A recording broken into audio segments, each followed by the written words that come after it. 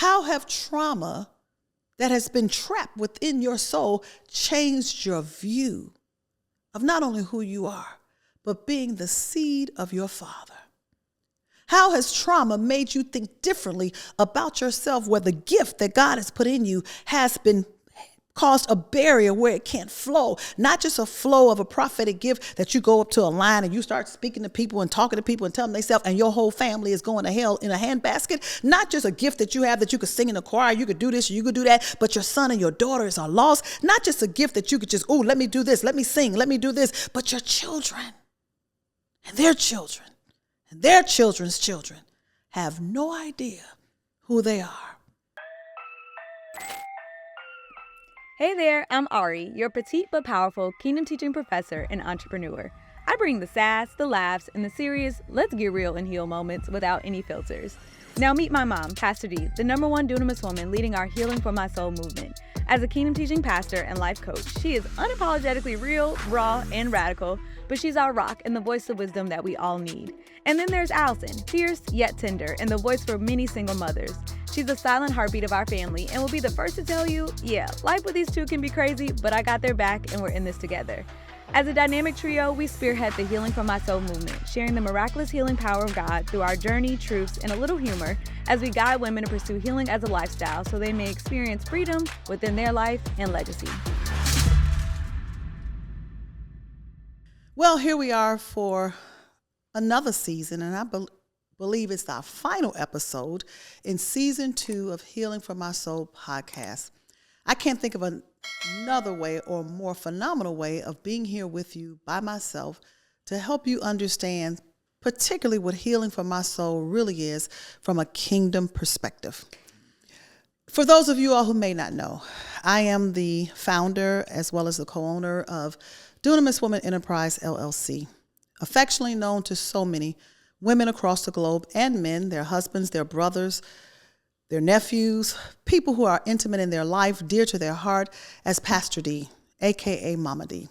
But I'm coming to you because this movement for Healing for My Soul started when it's all about our own hearts, my heart, my trapped emotions, things that I had to heal from and is steadily going through the process.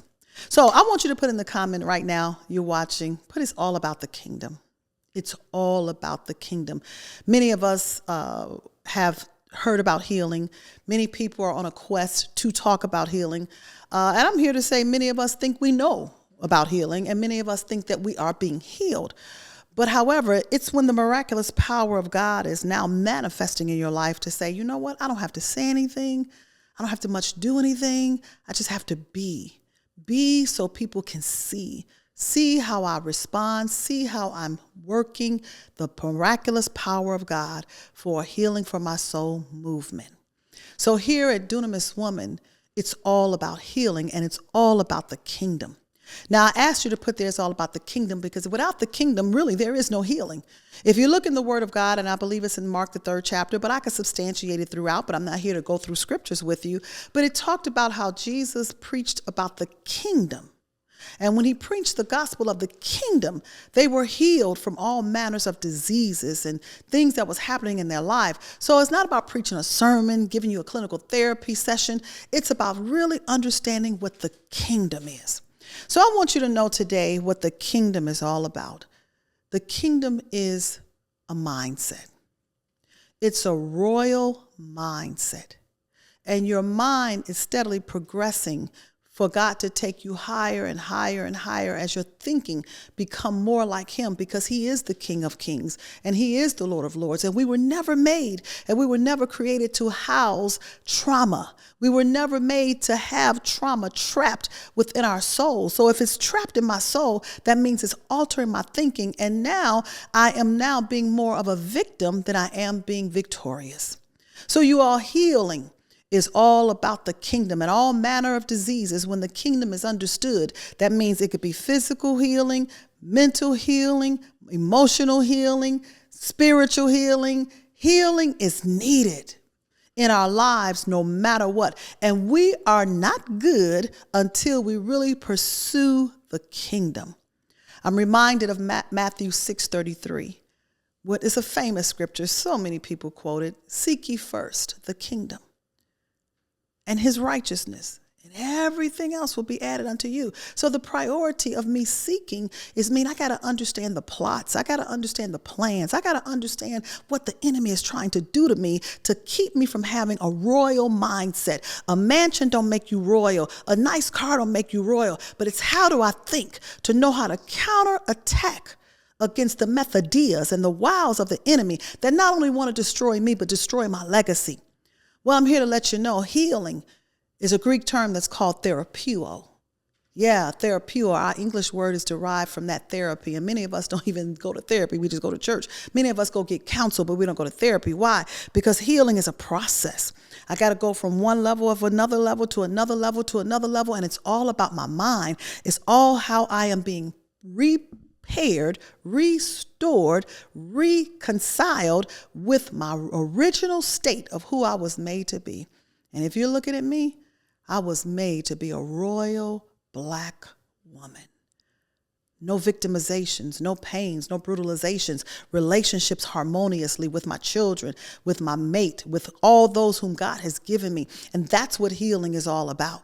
So I want to talk to you, not just from a spiritual leader standpoint, pastoral standpoint, therapeutic standpoint, as I humbly serve as a clinical therapist to so many people, but also too from a kingdom cardiologist standpoint. A transformational mindset coach is who I am. It's not what I do, but I would not be able to do that if it wasn't for the kingdom and understanding what our hearts need. And that's why I say a kingdom cardiologist.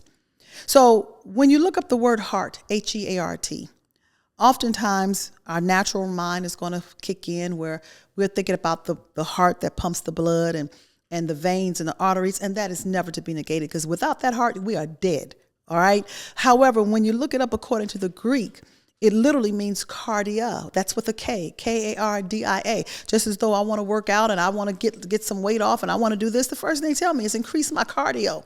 But that's from a natural standpoint. But from a spiritual standpoint, I have to understand my cardia. I have to understand my heart, because this is why the enemy hates me, because my heart is originally made to be pure. My heart, the core, the deepest seat of my emotions, the center of my soul, where I make decisions, was originally made to have no flaws, no mishaps, no accidents. All my decisions are pure because I know who I am.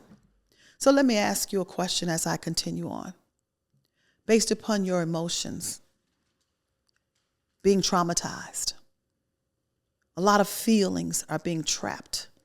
Feelings of disappointment, feelings of disgrace, feelings of disgust, feelings of disappointments and hurts and pains and all those stuff, damages that have taken place.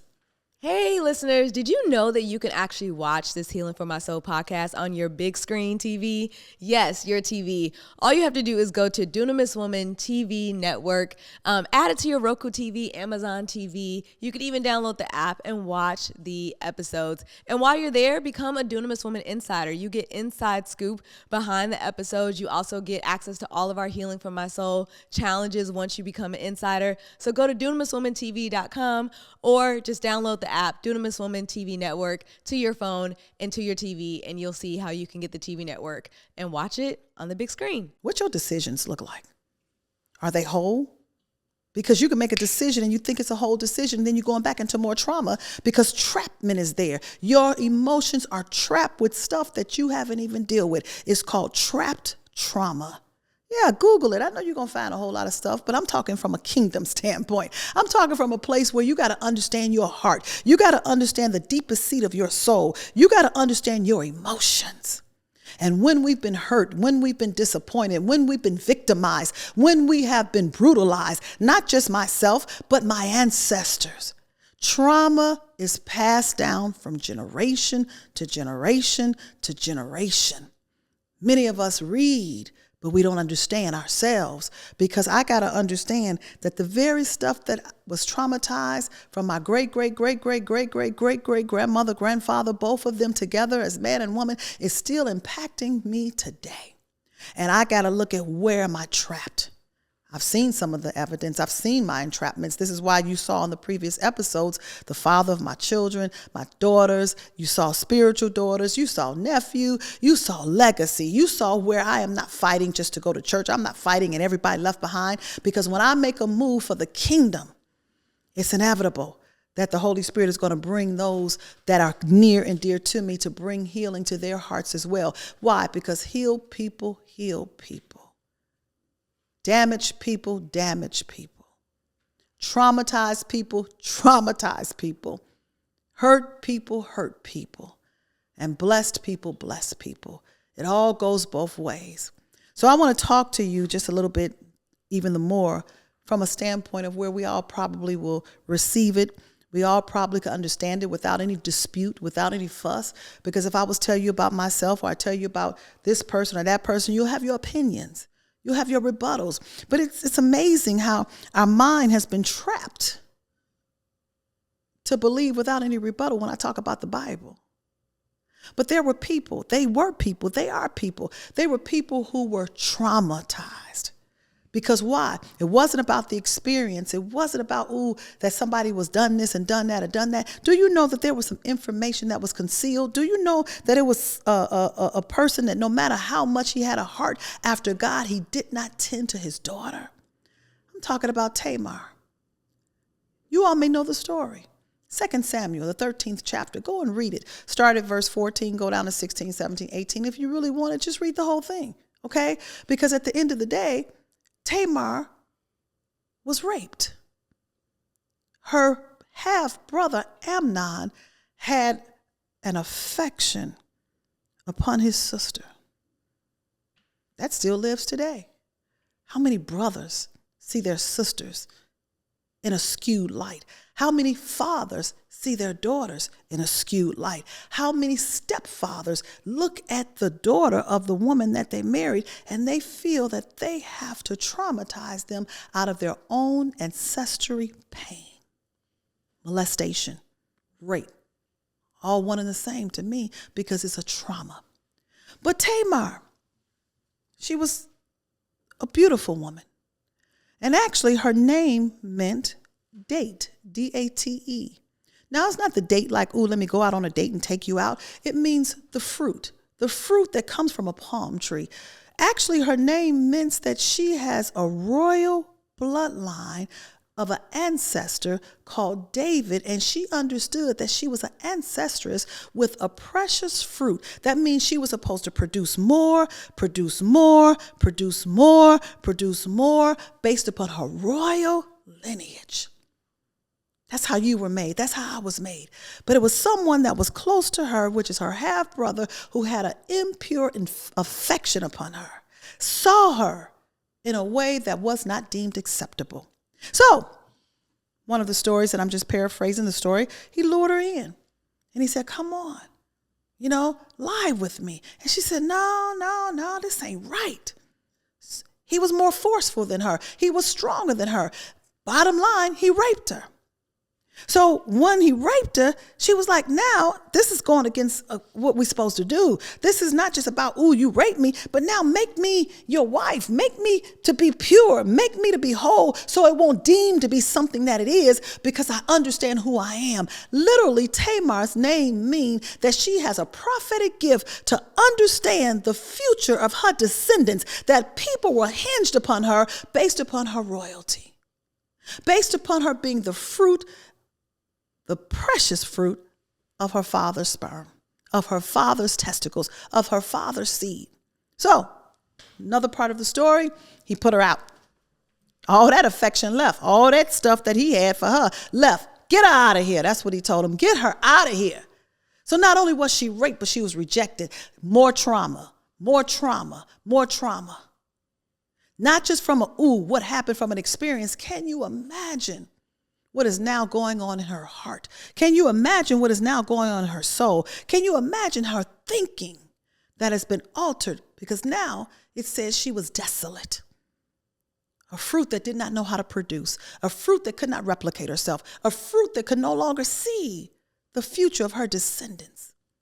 What does your name really mean? Let me take a pause there. How have trauma that has been trapped within your soul changed your view of not only who you are, but being the seed of your Father? How has trauma made you think differently about yourself, where the gift that God has put in you has been caused a barrier where it can't flow? Not just a flow of a prophetic gift that you go up to a line and you start speaking to people and talking to people and telling themselves and your whole family is going to hell in a handbasket. Not just a gift that you have that you could sing in a choir, you could do this, you could do that, but your son and your daughters are lost. Not just a gift that you could just, let me do this, let me sing, let me do this, but your children and their children and their children's children have no idea who they are. Hey, you all, I know you all have been tuning in and listening to the Healing for My Soul podcast, but let me tell you, there's more. There is no way that we can just come on here and open ourselves up and allow you to be opened up. And I know some things is going on the inside. Why? Because the comments are there. I'm hearing people say it. Matter of fact, some of you all I get calls from, because healing is a lifestyle. So guess what I have for you? It's called Our House of Healing.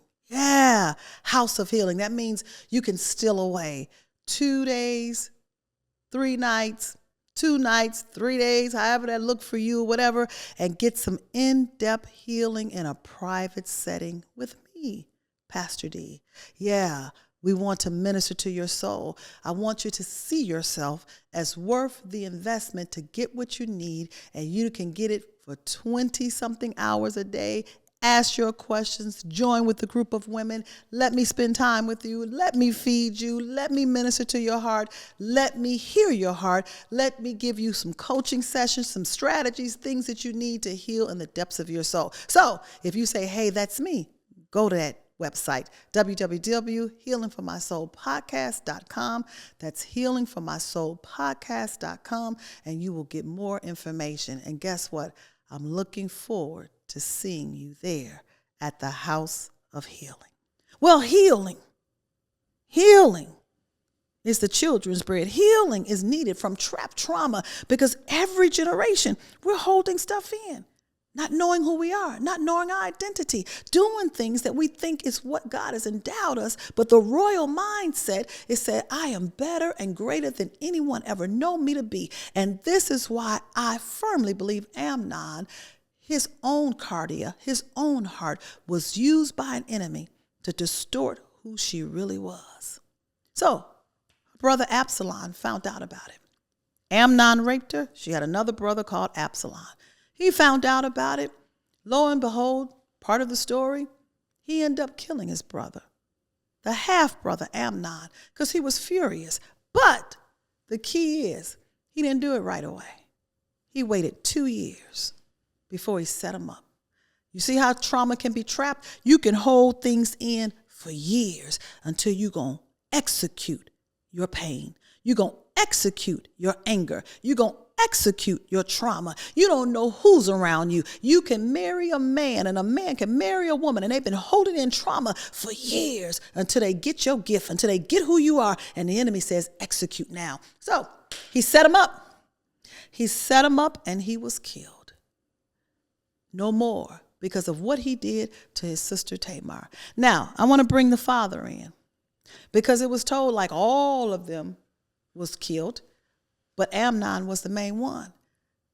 Now, I can't believe that the father did not know what was going on with his daughter. Half brother, half sister, that means it was another mother somewhere. That means it was another 2 mamas somewhere. But you're going to tell me that David, being the king, David, who is the lineage that our Lord and Savior Jesus Christ came through, that he did not have no recollection or no idea of what was happening? Because even as bad as David was, he was housing trauma. The trauma of what his own daddy did, Jesse. Jesse, who put him up there to tend to the sheep and rejecting him out of all the brothers that he had and all the sons that he had, because trauma can stay trapped. Oh, I can still sing. I can still use my gift. I can still do a whole lot, but I'm still holding in something that is causing another generation to grow worse and worse. So yeah, David didn't seem to do too much about it. because Amnon was dead. But in them 2 years, I can't believe that he didn't know. Now, y'all know the Bible ain't going to tell everything. So sometimes you got to just use your imagination. Because when I interviewed not only the father of a daughter, but the father of my daughters, and these hearts are bleeding for their daughters. And as my father of my daughter said, I know when something is up. I might not know all the details, but I know when something is going on. That's just what God put us in our heart and put in the heart of every father to know his daughter. So why did not David say anything? That's a trauma within itself. Why did David did not go and console his daughter and she stayed desolate? That's a trauma within itself. Why did the brother Absalom had to make a move when the father was living? Why? We got so many stories like that. We got so many hidden secrets. We got so many things that we haven't dealt with yet. David was a warrior. He was a king. He had wives. He had children. And he was respected. But there were some things in his own family that he refused to address, which not only kept her traumatized, kept Solomon traumatized, kept Absalom traumatized. Amnon, I don't even know why he looked at her like that. I'm sure it was something dealing with the father. But at the end of the day, we all got to get back to a place of the father. My point for bringing all this up today on this particular episode of the Healing for My Soul podcast, because no matter what, it goes back to the Father. And if you are in a place of denial, that you don't think you have any trap trauma, please know I'm going to pray for you. Because it ain't about you. It's about your children and your children's children and your children's children. And even me, myself, was a product of trap trauma because it's so much my daddy didn't tell me.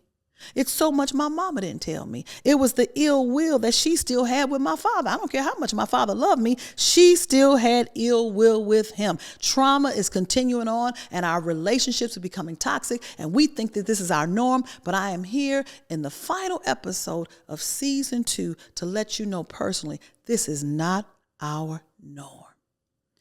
You are royalty. You were made for royalty. Not because of your nice suit and your shoes and your cars and your name brand, but because of how you were made to think. Royal mindset never think about today. They always thinking about future. They never think about all what's going to happen today and what happened yesterday. The mindset is on the future. Jesus' death, burial, and resurrection took place over 2,000 years ago for us to be healed and delivered and set free today. We were traumatized from slave masters, and I'm talking to my tribe. Deal with your own tribe. I'm talking about my tribe. Well, over 300 years, we were traumatized that is still affecting us today. And you think everything is normal because you just didn't get the whips and you didn't get the chains and you wasn't the one divided, but yet we're still divided. Yet we are still being traumatized in our own mind. Yet don't think that we know that we are victimizing our own children, particularly when we just give them what we want. Give them every dollar they want. Give them an iPad. Give them this and give them that. And you're not sitting down and telling them not just who you are, but the truth of what has taken place, that they may be healed, delivered, and set free. I want you to join us for this movement, because I believe those stories is for us to come up higher. I believe those stories, even with David and Tamar, your story, my story, the stories you heard on these episodes, is only testaments of what we need to do and find your place in every story and begin to make a change. No more trap trauma. Willie got to die. The lynches, the brutalization, even for a white man to be against a black man and a black man to look Dean down and to look up to somebody. All that's trauma. We are equal. The kingdom is about reconciliation. The kingdom is about unity. The kingdom is about oneness. The kingdom not even about titles. Let your title go. Let your grandiosity go. Let your denial go. Let your feelings that are trapped, you can't let them go, but you got to deal with them and you got to face them. Because anytime that we were traumatized, that means there's greater triumph ahead. But we gotta stop looking back and look ahead. I'm looking forward to the next season. I'm looking forward to spending more time with you. We got so much here at Dunamis Woman.